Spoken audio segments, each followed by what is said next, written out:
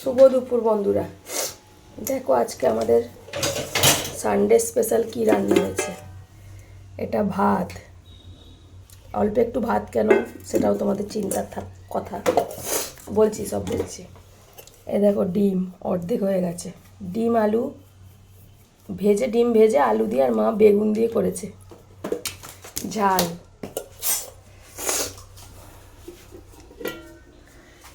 এই যে মাটনের আলু দিয়ে একটু ঝোল আর কি, কষাও না ঝোল ঝোলও না। এটা ইচি ডায়েটের খাবার, পেঁপে সিদ্ধ। এই যে রাইস, ওহ, আর এইটা হয়েছে আমের চাটনি।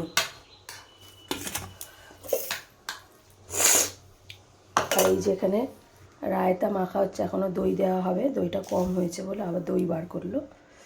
এই যে রায়তা মাখা হচ্ছে। ব্যাস, আজকের মতো এইটুকুই।